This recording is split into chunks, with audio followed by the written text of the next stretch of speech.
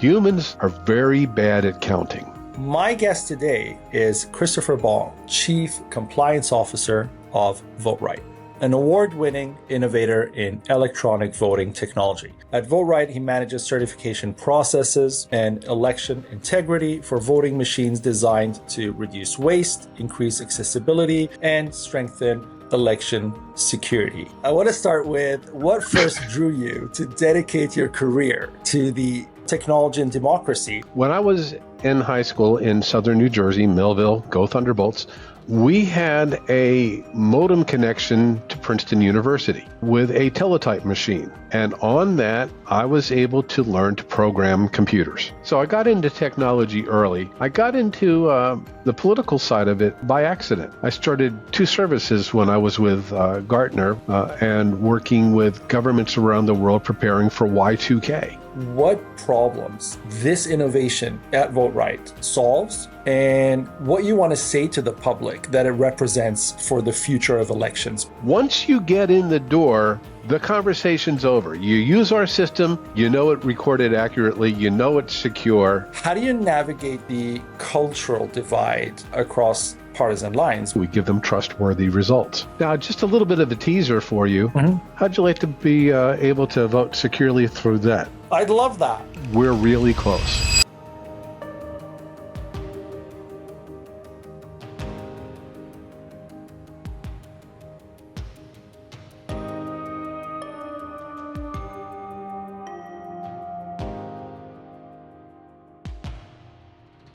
Welcome to Compassiviste Dialogues. I'm your host, Ali Horiad. My goal in this program is to educate our audience about various global issues and how we can help.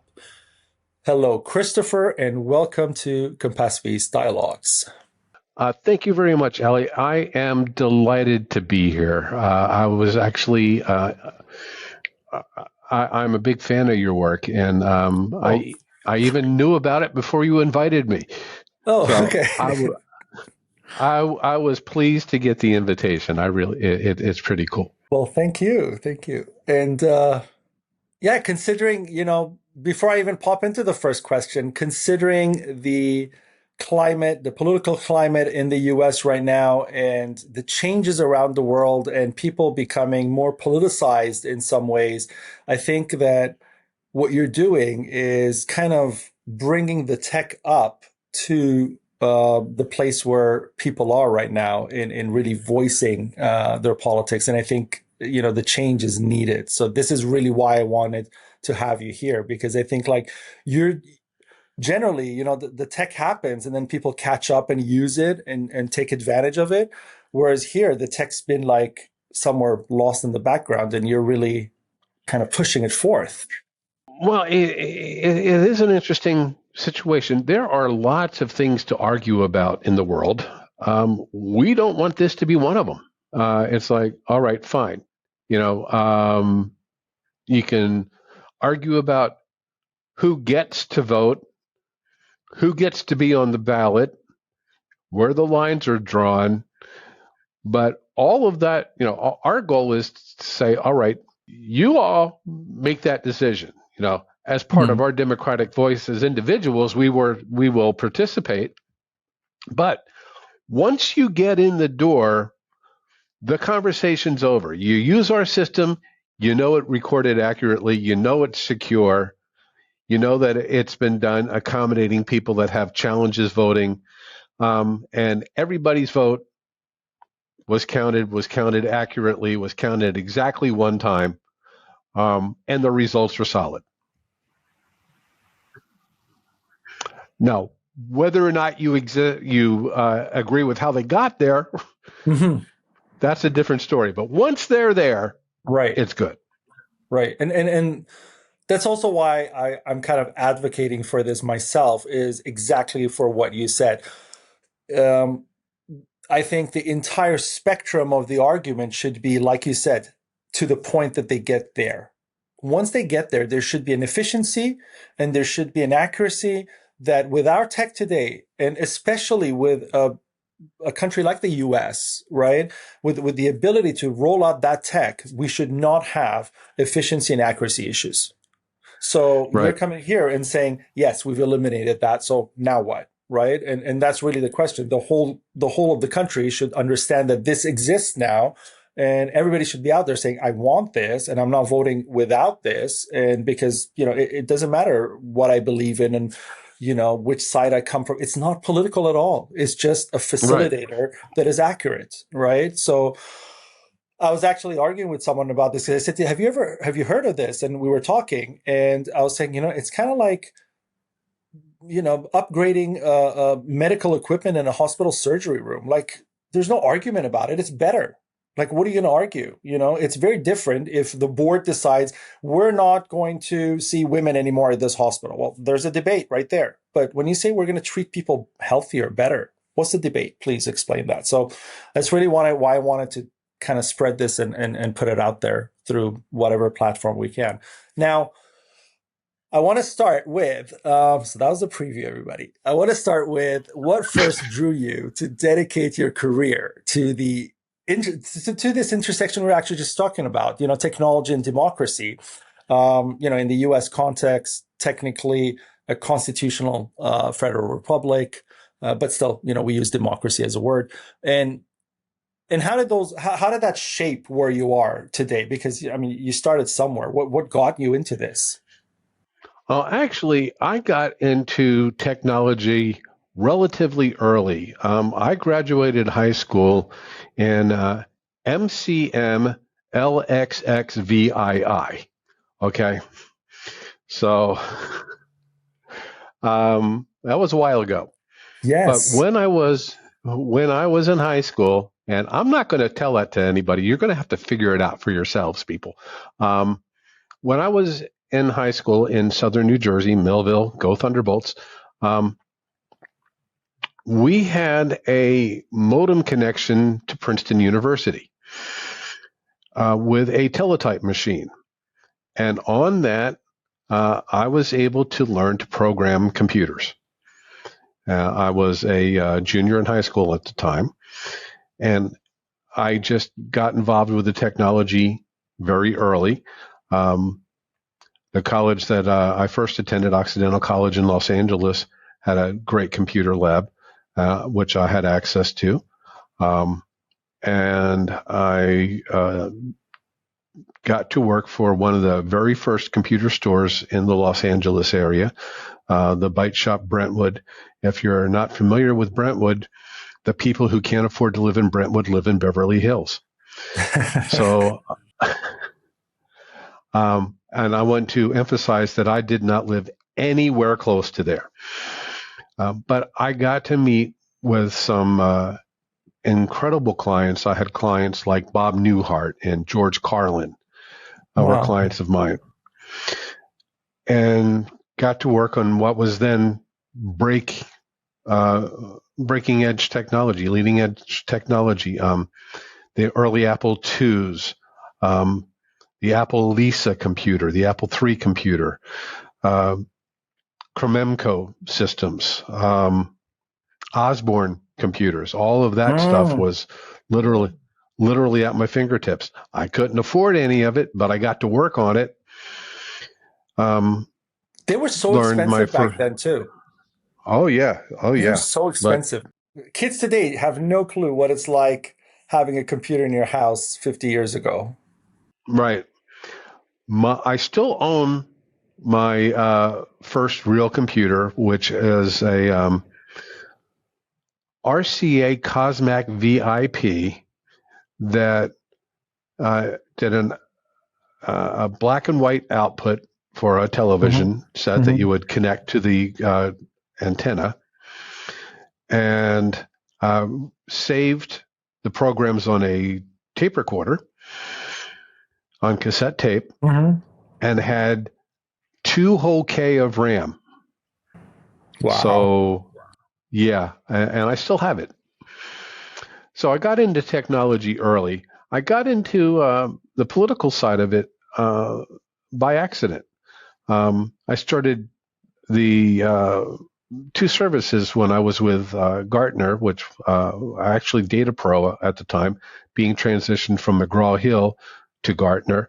and working with governments around the world preparing for Y2K.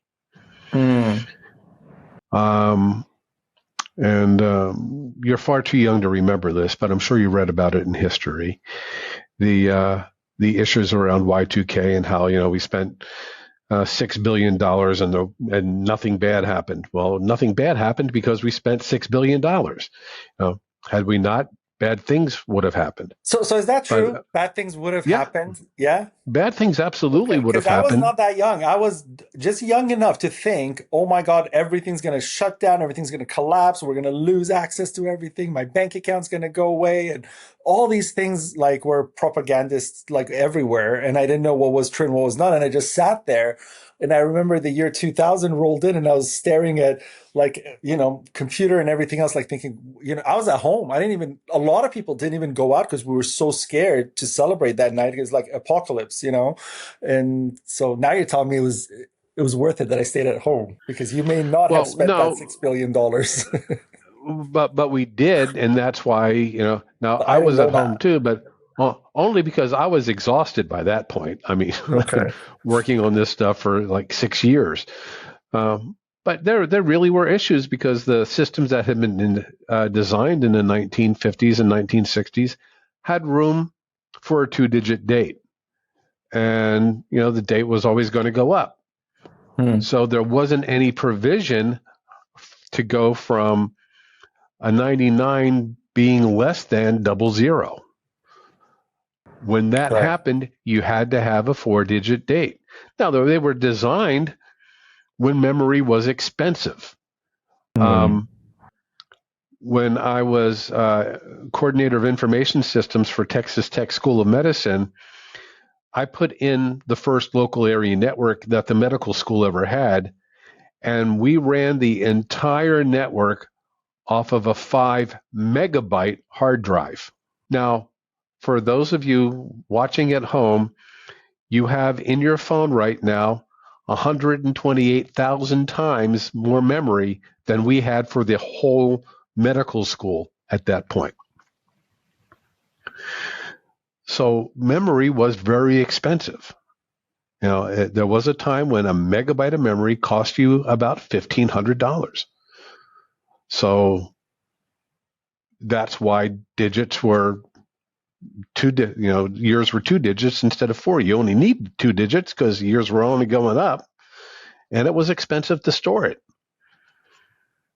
So when we made the jump from 2 years to 4 years, and the other big jump that happened around the same time I was always also working on was when the Dow Jones crossed 10,000, because financial systems were only set up for a 4-digit Dow Jones number. And that going to 10,000 meant that all of that reset to 0. And that took work too. And it was happening at the same time. And actually, Dow Jones 10,000 happened before Y2K. That I remember But too, because I remember yeah, people were talking about crashing and the economy crashing and the stock exchange just going blank and what are we going to do? And insurance companies were trying to scramble to see if they would sell packages to kind of mitigate that. And some did. I remember that part really well. right. Yeah. So that's what I was doing in the 90s. Okay. That But was fun though. Yeah. one of the things that I noticed was election systems were going to have a problem because they were all designed in the 60s at that point. So I started saying, look, the election in 2000 is going to be a problem in certain parts of the country because they just don't have systems that'll handle it. Now, you remember the hanging chads in the year 2000, Gore versus Bush, and they had those voting stations in Broward County with they were using the paper ballots, and you have to push the punch card through. I have one of those in my basement. So I helped Broward County after that, but it was a real thing, and that pretty much set my direction for the next 25 years. Just taking a look at how voting systems work, and not the politics behind them, but the process behind them. How do we make the process fair and unquestionable? How do we build a chain of custody? How do we make sure that these things are in compliance? And getting to work with what is now the EAC in the very early days, and as you said, testifying before the House Administration Committee in support of the HAVA Act were very important parts to me. And then getting to work with people like John McCain and President Biden and people all across the country. I can show you parts of the legislature in New York where I helped write those passages. So that was very meaningful to me, and an important aspect of the work that we're trying to do and continue at VotRite now, where your voice is going to be heard. Mm-hmm. You know what? That is the most important thing, I think, to the ethos of the nation as a whole, is that you believe as an American citizen that you have this fundamental right, this basic right to be able to cast that vote. And what you're doing is really solidifying and standing up for that with everything that you're bringing through VotRite. And this positions you really as, the security solution from the tech side and all of that, I understand, but also, the sustainability solution in voting as well. And so I think it benefits the public to understand what problems this innovation at VotRite solves and what you want to say to the public that it represents for the future of elections, because this could be the next election. And the matter of voting, the matter of going out there. I mean, people have spent, when you add the numbers up, we're talking in the big millions of dollars trying to get people out to vote. And I think, when you have that much passion to really get people activated and ignited and sparked to go out there and do that, I think there needs to be an equal amount of representation of that same passion into the innovation that people should have access to do this. You can't push people out into the street and say, go vote, and then things aren't working.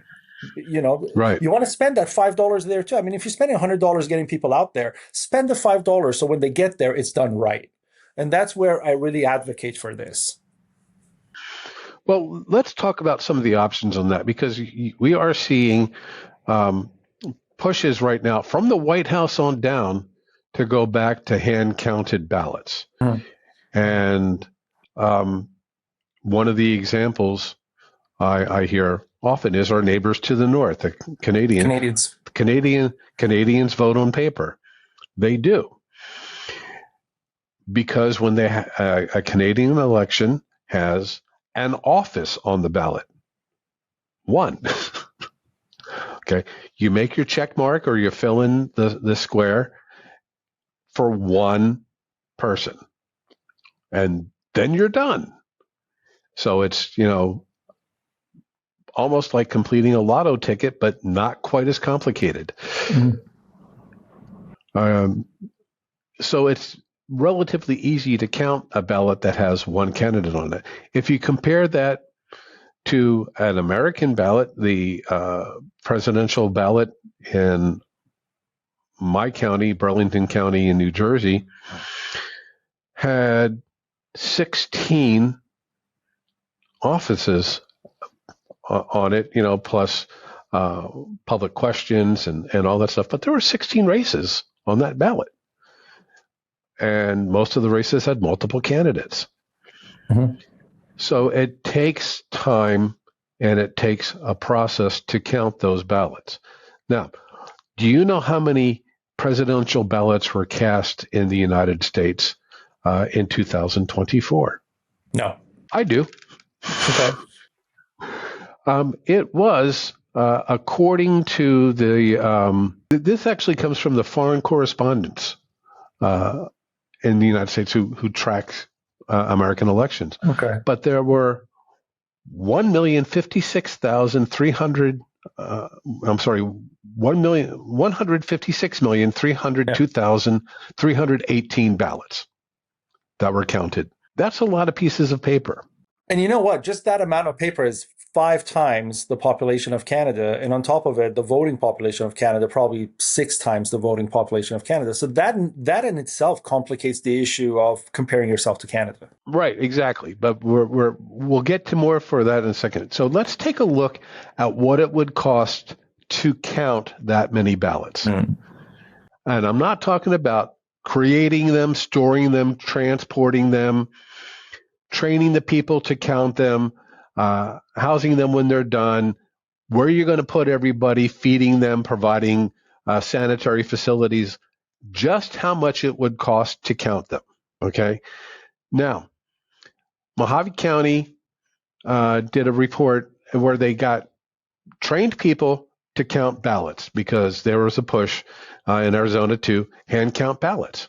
So they said, all right, let's take a look at how long it takes to count ballots accurately.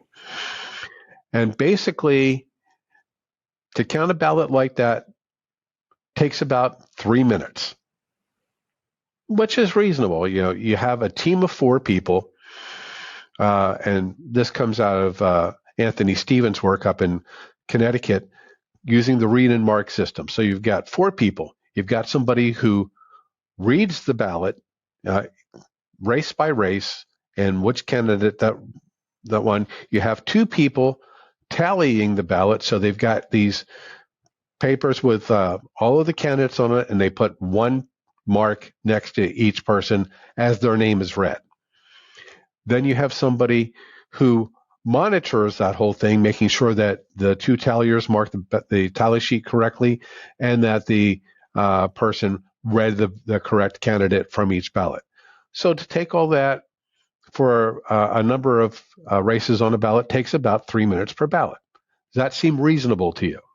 Not when you That it add would it take up. about, well, no, we're not talking about adding it. We're just talking about how long it takes to take a Okay. ballot and read all of the results. Okay. Yeah. So about, 3 minutes per ballot. So that means that you're doing 20 ballots an hour, right? So you've got 4 people doing 20 ballots an hour. That means that the number of hours that it takes is 36,379 and a quarter hours just to read all of the ballots. Okay. Which means that with 4 people doing each one, you have 145,500, we'll round it down to 145,500 hours. Okay. Now, actually, I gave you the wrong numbers. That was for Philadelphia. The national numbers are the total number of person hours required is 32,260,463 hours to count all of the ballots with 4 people. That's how many person hours it takes. And the cost of that in the United States for just counting the ballots is $226 million, rounded down. Again, that's not transporting them, storing them, feeding everybody, housing them, any of that stuff. Just to count it would take more than 7.5 million hours, and the cost would be more than $225 million just to count the ballots. Now, here's something else that's really important. Humans are very bad at counting. How many times have you gone to a store and paid with cash and gotten the wrong change back? Yeah, often. Yep. Actually, Oh, wait, I and want to say something right there. What the example you gave is so perfect because I read a study, and in the state of New York, the shift from cash to debit and tap and all the technological systems increased corporate revenue by 3%.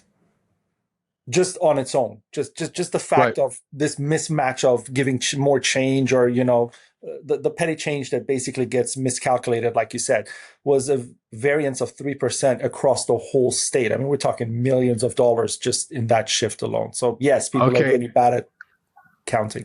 And it's important to realize that that is savings on top of the costs associated with the debit cards, right? So every time you do a debit transaction, the vendor has to pay a fee. And even with that fee, they're still reclaiming 3 to 4%. Right.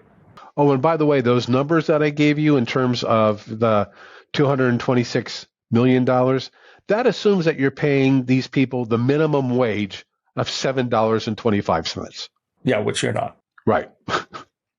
But those are all, and I'm happy to share the sources of those numbers because those are all real numbers, and this is not a guess. This is a calculation. Right.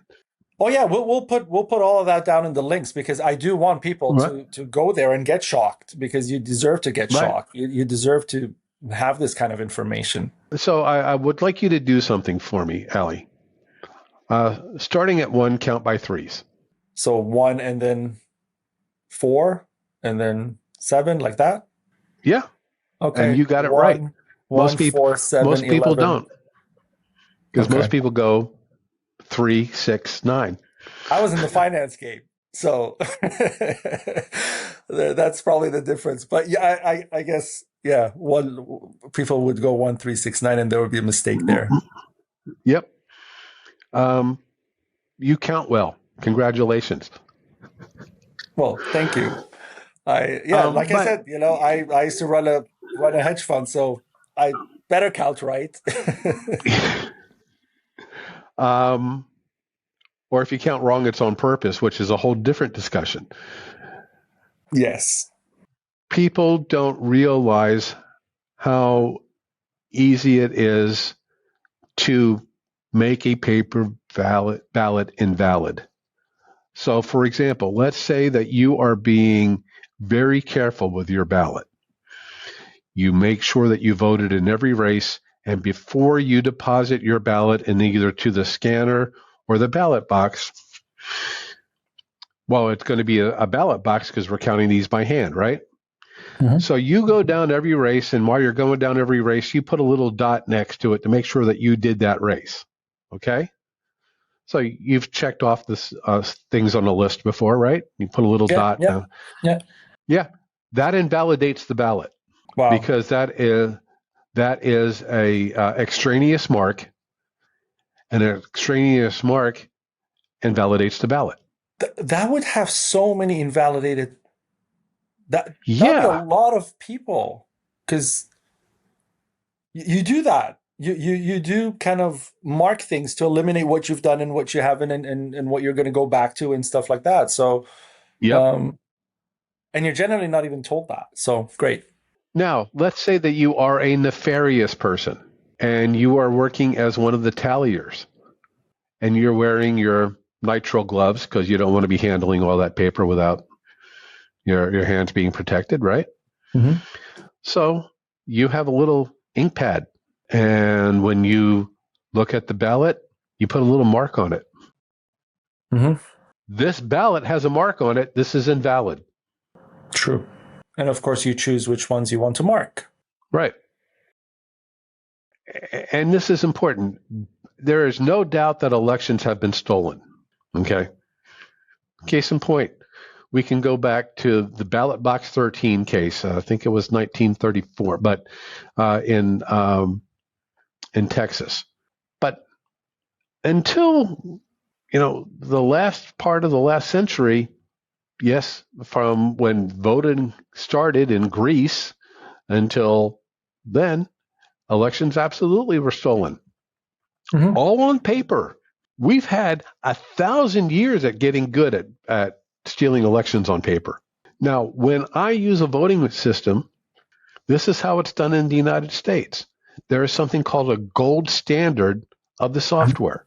It is kept by the EAC, and at any time on a judge's order or before an election takes place, they can compare the voting software on that voting system against the gold standard for that particular device and make sure that it is exactly the same, that the software that was approved by the testing lab is in fact the software that's on that voting system. Okay. So we know that that it matches against the gold standard.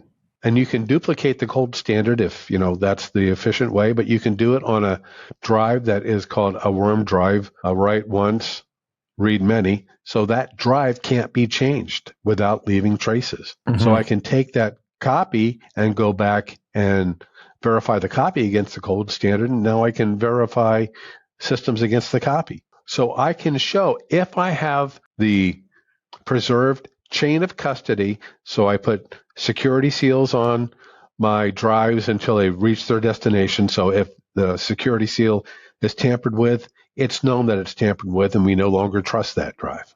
Okay. Now we're not talking about the tape that goes over the container from Wendy's when you get your Uber delivered, but right. But you have to show a physical chain of custody record on these standards, and then you can test each voting system. And that's what they do before they deploy them. They test the system.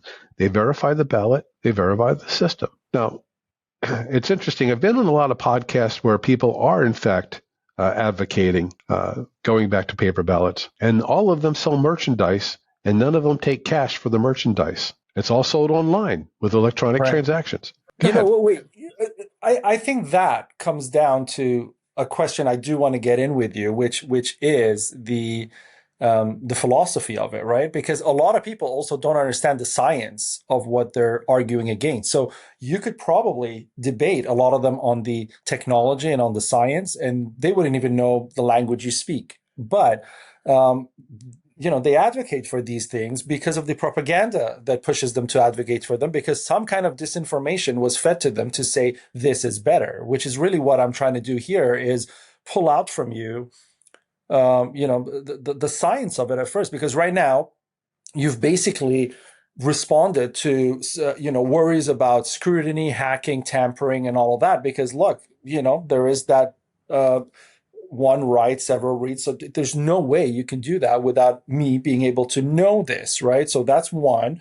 You don't use hackable downloads, usernames, and these kind of password stuff and all that I can easily grab from you. Or, our biggest fear is a country like, Iran or Russia meddles in and hacks in, and all of the ballots change the way they're supposed to be, they want them to. So those things don't happen. You've kind of debunked all of that, and there are no other technologies.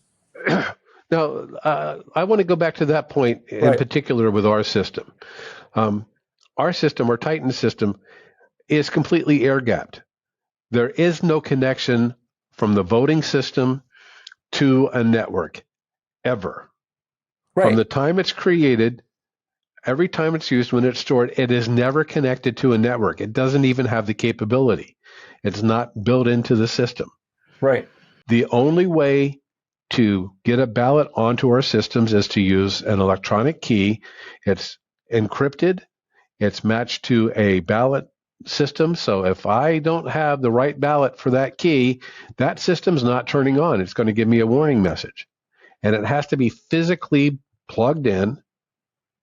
And then two people have to enter the codes to get the ballot system, the voting system to start. Right. And that is, I knew about that because I read that earlier, but that is almost exactly the way a Swiss vault works. Even if you could bribe the bank manager, that bank manager requires somebody who has absolutely no connection to that bank manager to show up on that day to kind of plug in their key so that safe opens, right? And you get access to it. And to be able to find, and the funny part is, because I've seen this in person many years ago, the person who comes in with the second key is not the same person all the time. So there's a chain of people who rotate, and you don't know who's showing up. So you can't even bribe the other person, so to speak, right? They come, they check the documentation. If it qualifies, they go ahead and they do it on their own check and on their own security systems. And so it's like almost impossible to break through that chain. And then when I see your system, it's also designed in a very similar way that where are you going to get all of this together to really create some kind of fraud? It's almost impossible. Well, and it's even more basic than that, because right now, by and large, voting is handled at the county level in the United States. Well, there are 3,550 counties in the U.S., counties and parishes. So that's a lot of people that you'd have to get to really influence a national election. So again, with our system, you have to have the electronic keys to start it. When your vote is cast as a voter, it's recorded up to 3 different ways. It's put into the electronic tally. The vote itself, after you cast it, is kept as a PDF. And then depending on the jurisdiction, it can be printed on a paper, which is then, severed and put into a ballot box for audit purposes. You don't want to count ballots by hand for results, but you do want to count ballots by hand for audits because it's a much smaller tally. You're not counting all of the races. You're counting a particular race. So you're now back to the Canadian model, and you have to count a statistically valid portion. You know about that. So I don't do a 100%. I do a percentage of the ballots that were cast, selected randomly, and they have to be within a certain parameter. The bigger sample that I count, the better the results are. But I don't have to count all of them. Now, there is a random number that is generated that ties those 3 ballots together. So the 3 ballots can be verified against each other, the 3 images, but not tied back to the voter. So the voter's privacy is protected, but I've got their vote recorded 3 different ways and 3 different encryptions, but tied together by a unique number. So I don't know who cast this ballot, but I can find it in this and this and this, 3 separate piles, 3 different ways, and I know that it was counted. That's unique to our system. And that's what sets you apart. Yep. Now, another and that's cool what thing. makes you so confident, because it works. Yeah. Like the way you describe it right now, it works. Now, with our system, most systems have a battery backup, but our system uses the same for people that have voting challenges. So with our system, once your ballot is selected, you can use the same voting device, vote audibly, so you can play it through your headphones. You can change the speed at which it plays. You can change the language to any of the valid languages in that jurisdiction. You can change the contrast. Let's say that you have a problem reading different colors, so you can switch it to black and white. All of this is under the voter's control, and they can change it even while they are voting if it's necessary. So they can change the language. They have control over the way it's displayed. They have control over the size of the text. They can validate. They can preview their ballot before they cast it. Depending on the jurisdiction, they can even print it before they cast it. And if they don't agree with the printed one, then it says voided at the bottom of it, and they can do the whole process again. So it really protects the integrity of the voter. Now, how's this for an idea? If a voter that comes to the polls, they have accessibility issues. They can't get inside. Our system can be put on an ADA table, and again, maintaining the chain of custody, so the people have to take it outside, but you can take it right outside and have them vote from their car. And then take it back inside. Now, again, that's up to the jurisdiction. You have to have the proper chain of custody in place, but that's a possibility with our system. Right. You can put 16-hour battery backup, lose power to the whole place. Voting doesn't have to end.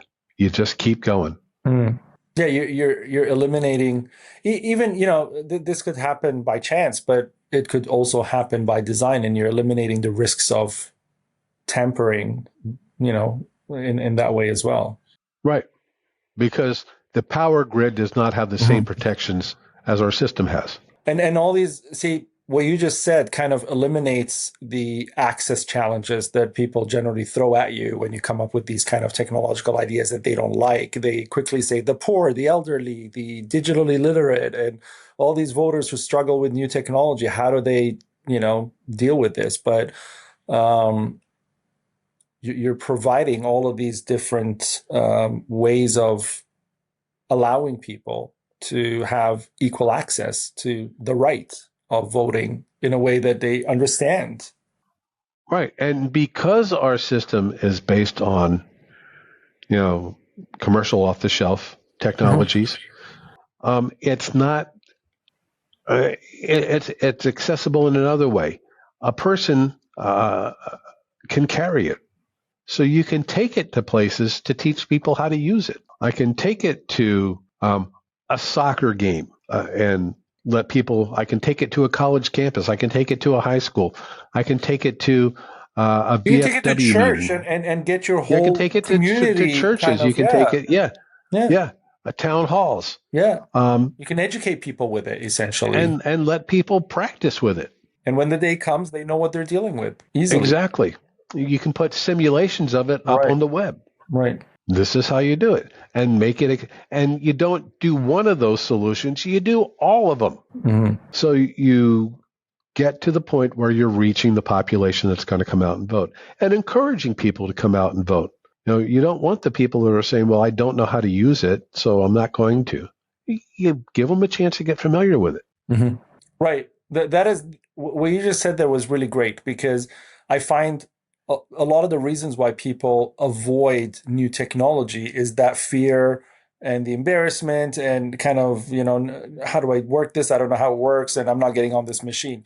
It's kind of like going into a gym for the first time and obviously you're going to, do the easy machines or pick up the dumbbells because you feel like, okay, I can pick this up. I know what it is, but you're not going to go into that difficult equipment that needs some practice. So this is the same. People are hesitant to take on new stuff because change is scary. But you're right. This educational precedence that comes before voting, especially a month or kind of close to the time, allows people to retain that information and really be able to go out there and it may even help with voting because I'll get into the feeling into the mood of it. Now I know how it Right. works and I do have some kind of tendency towards how I want to vote. I'm going to go out now because the technology is helping me. Well, imagine if one was in every church and in the library. Mm.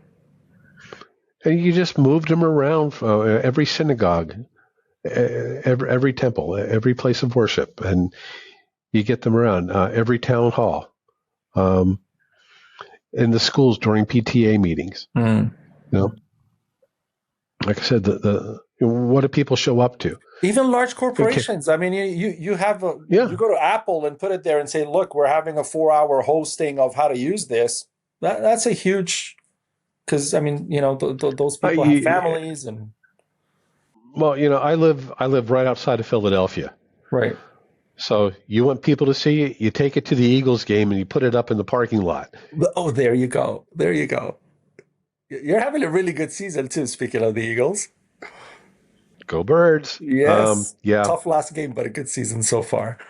Hey, they won. Yeah, a win is a win. They got the Heat got to them, but I think they held on and they won, so that's fair. That's good. I want to ask you about behavior. Voting behaviors in the I U.S. deny everything, Ali. I just deny everything. Okay, deny this then. Voting behaviors often differ by political identity, and we see that throughout the American elections recently too, with Trump's elections both times essentially, and some citizens trust showing up in person, others prefer remote tech-enabled systems. How do you navigate the cultural divide across partisan lines? Because you're coming in with a system that's meant to um, make it safer, make it more accessible, make it tamper free, and all of that.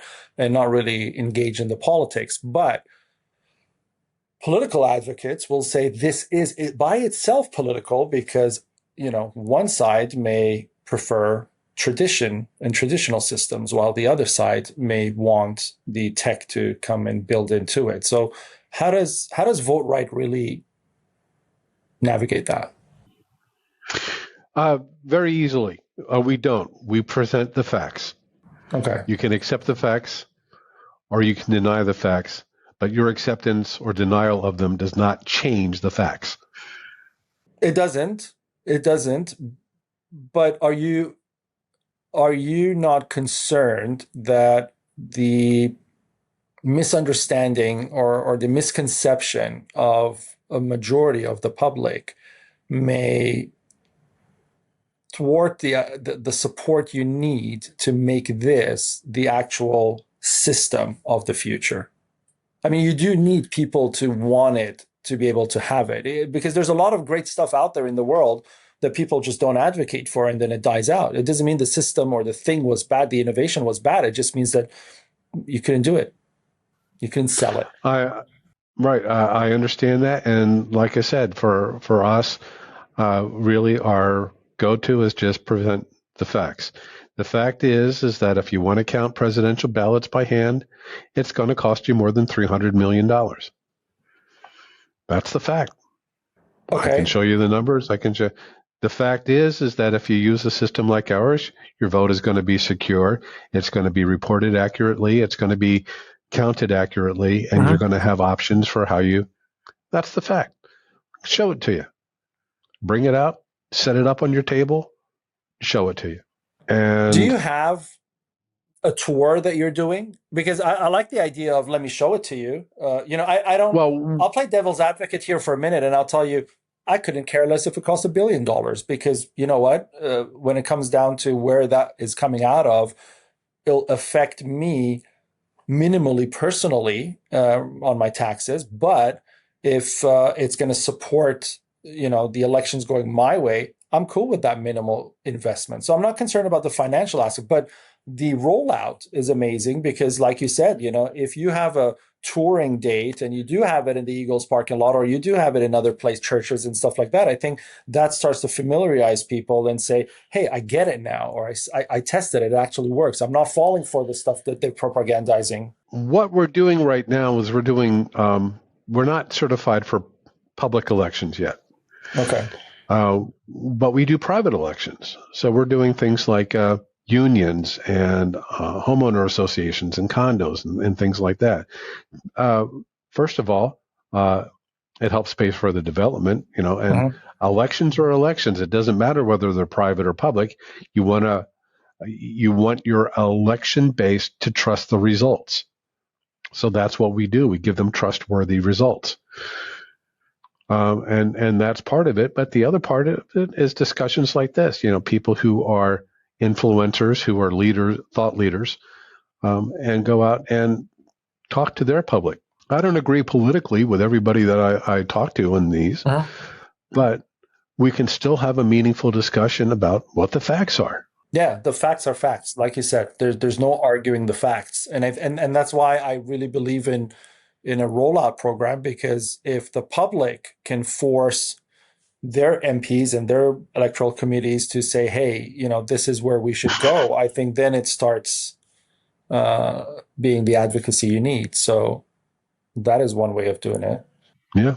But, people have to be familiar with the technology. People are, people are not moving away from ATMs. I mean, I pay for stuff with that because taking my phone out is just too much work. So, and I'll admit I'm a technology guy, and I know that not everybody is.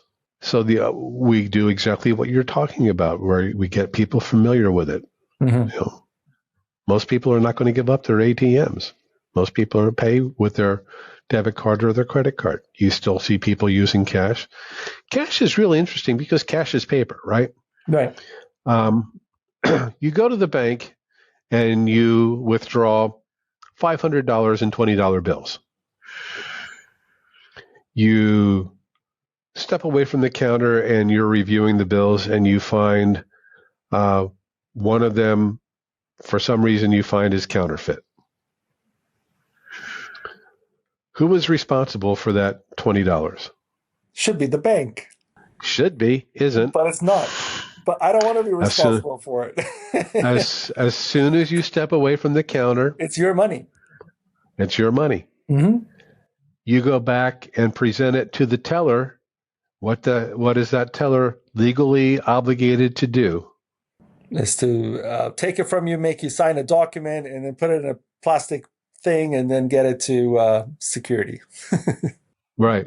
Get it to the Secret Service. That's Right. right.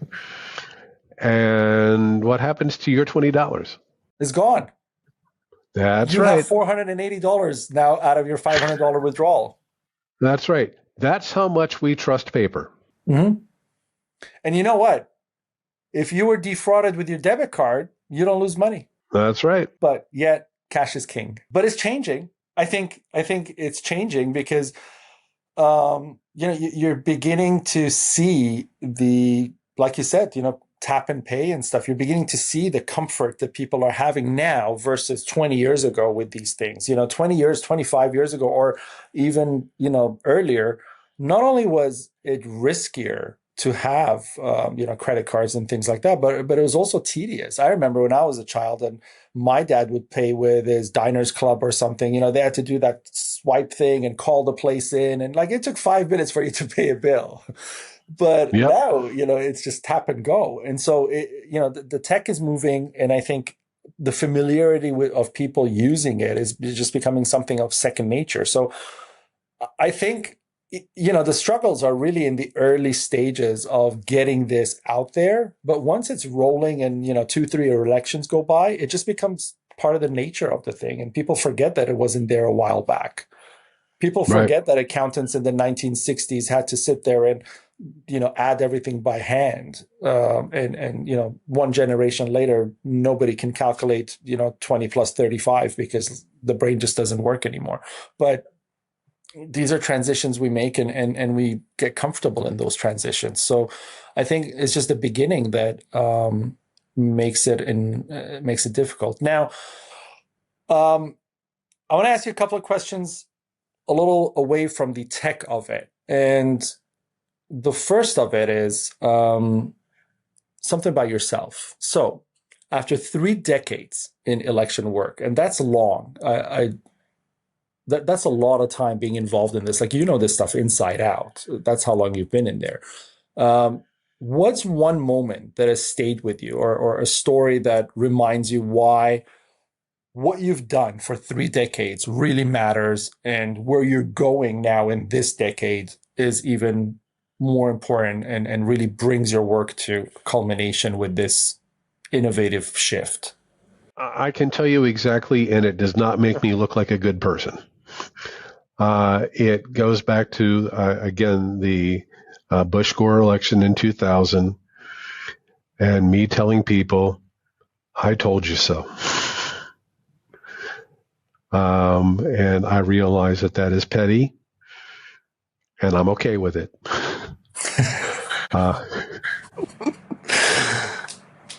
And that kind of created the villain who said, I'm going to fix this. Yeah. That was that moment, right? That was the moment that, you put your cape on and you're like, okay, I'm going to go out there and I'm going to fix this. This never will happen again in my lifetime. I wouldn't go quite that far, but the realization was that I saw an issue, and it was something that I could do something Right. about that would make a positive effect and really make an effect for my children and my grandchildren and other people's children and grandchildren, and fathers and mothers and brothers and sisters. A positive force for change. That is legacy work, sir. I can only say that. Yeah, it is completely outside of my character. Okay, fair enough. We'll call it like that. Now, in terms of elections, going back to elections, and this is a more global kind of question for you.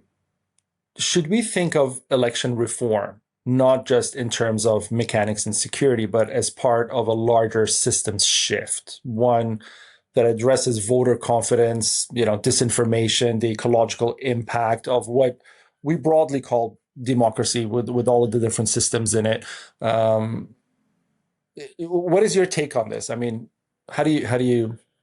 Um, my take on this is that we have to make sure that elections are fair and equitable. We do have to look at the overall impact of that, but the overriding factor has got to be that they are fair and equitable, that people have access to them, that people can vote and have faith in their vote, that as I said at the beginning, that their voice is heard. Mhm.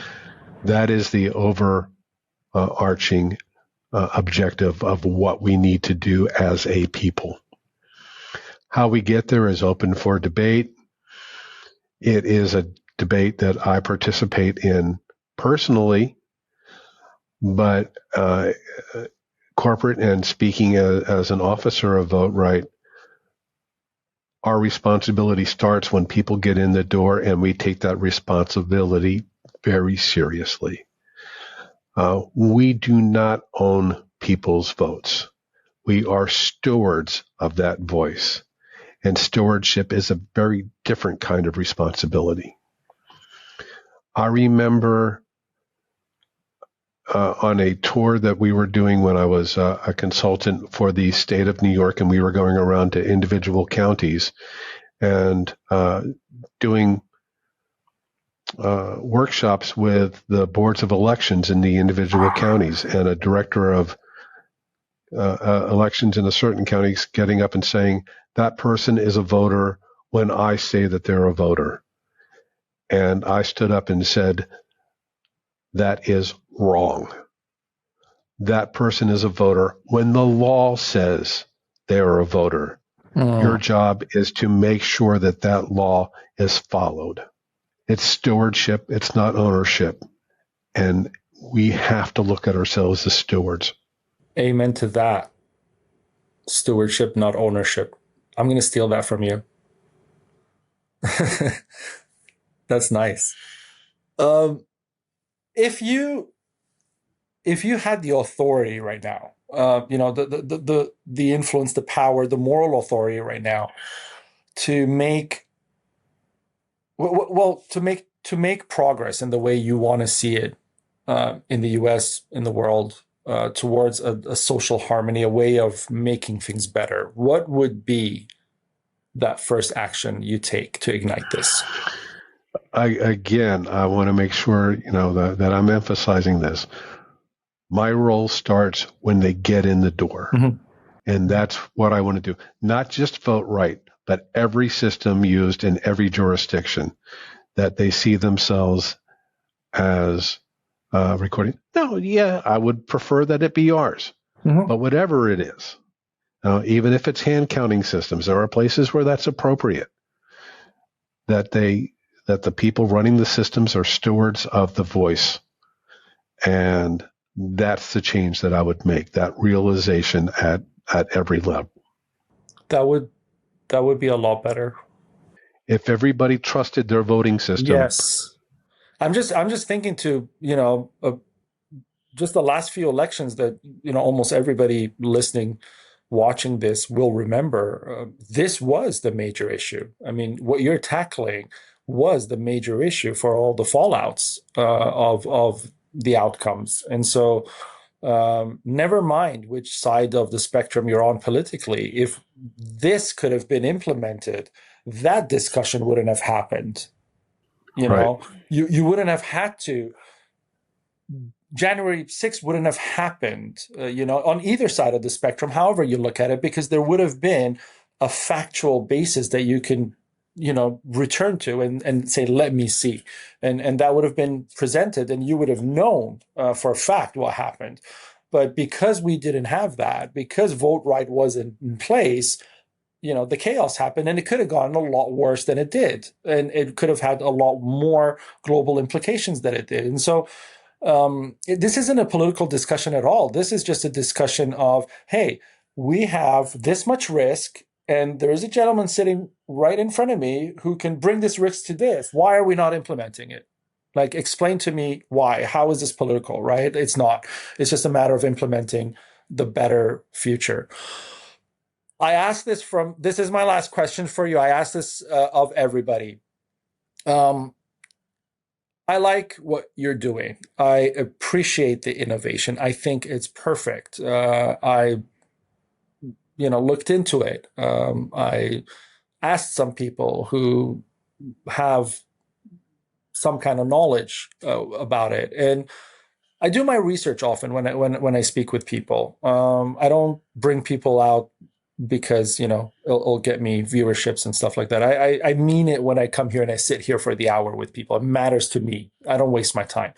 And you said something that while you're speaking, which took me to you said it helps with the development costs, and so basically you raised a financial issue right there. I don't think an organization like you should ever be in a position like VotRite should ever be in a position of having to think, worry, calculate, plan budgets, because you're bringing a service to the public that is, in so many words, priceless. In the ways that it can mitigate the risk and the problems. So to have to sit there and to have to raise funding or to have to find investors or things like that is just wrong in certain places to me, because this is something that helps the nation, the public. There's no, everybody gains from this. How can Compassiviste support that side of your mission so that you can focus on the innovation and on actually getting this to legislator and getting this to a place where it actually becomes the ruling authority? Well, I'm going to, first of all, politely disagree with part of your premise. Okay. I think that it is important that we show the marketplace that we have value, that we say that, look, we believe in this. We can show that we have a value to the society, and that value is worth investment. That is the way that we work in a capitalistic environment. Mm-hmm. Now, I'm not saying that it shouldn't be supported. It absolutely should be supported. There needs to be research behind it. We need to have the facts. So we need access to the facts in order to present the facts. We need a way that we can collect all of the national data, all of the global data on elections, so we can say, look, this is where we go. So we go to places like Election Online, the Brennan Center, the EAC, the Election Assistance Commission, the various departments of states across the United States, the elections offices in Canada, in the UK, across the European Union. And we take a look at those numbers and we assess them. My background is actually in technology and my degree's in mathematics.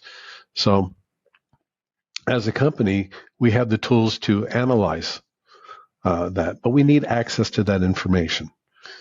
So that would be one way that others could help, is to make sure that we have the access to the information that we need. Now, we need to have responsible people in charge of that information, so we're getting unbiased numbers. And of course, getting the word out about us as a company, that's a big help. People need to know that we present an opportunity to them. This is a marketplace. There are other actors in the marketplace. We have respected competitors that can provide similar, not better, but similar solutions. Ours is still better. But yeah, so the industry needs to stop being attacked. Mm-hmm. we do a good job. And when there are personal attacks on officers in our industry, that is disruptive because it takes away from the message. And so just having an opportunity for myself and our competitors to speak on a forum like this makes a difference, because, as I said, when we get to the point where we are speaking as stewards of the information, that we are charged with protecting it and presenting it, but we don't own it. That's really where we can make a difference, and where you can make a difference. And I mean you personally and all of the people that are with us at some place down the timeline in this this interview. I do. Yes, we definitely. That's why we're doing this episode, is so that we can share it and have everybody watching and listening get involved. Get involved with you guys. Go to your website. Reach out, learn about this, advocate for this, speak out about it. All of that we will do. But yet, I still think, and I say this often.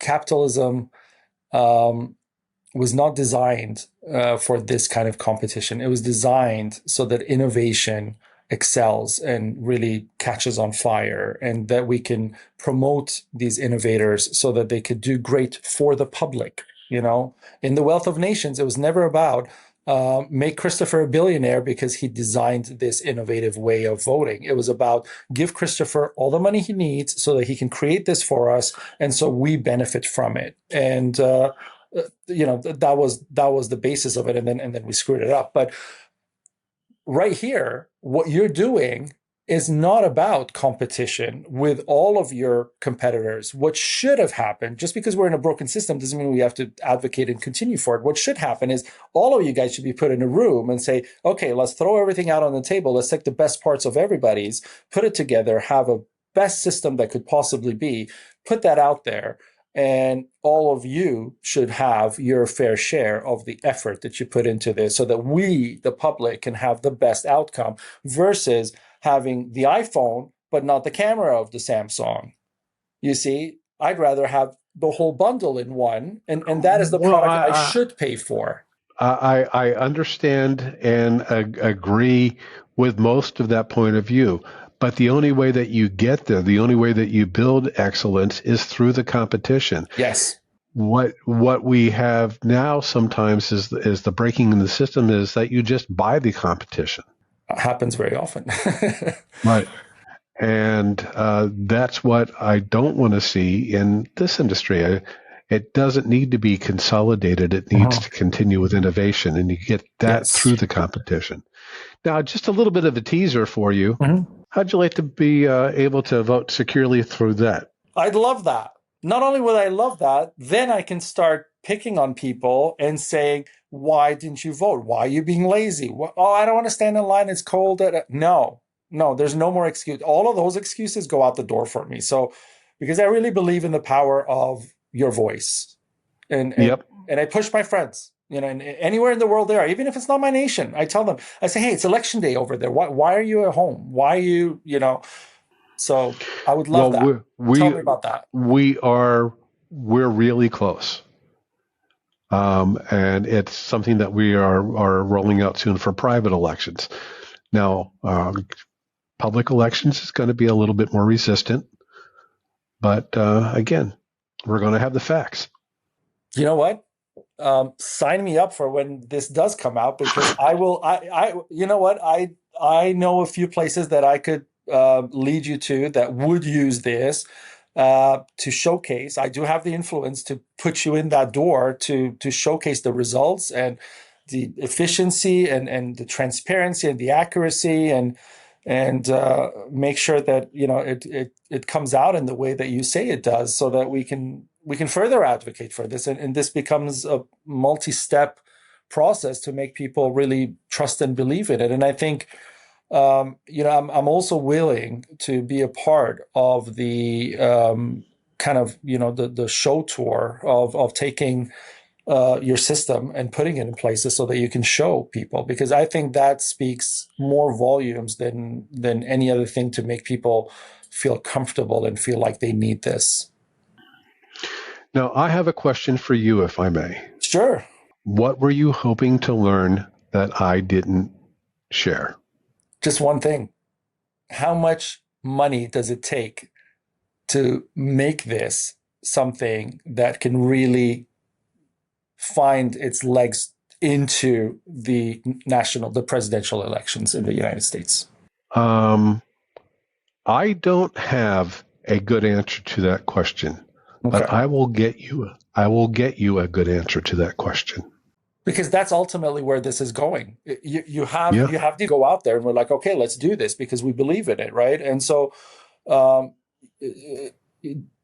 mean, we're talking about millions of people that could be a part of Well, we what you're do doing. have, if you go to our website, we do have an IPO out right now.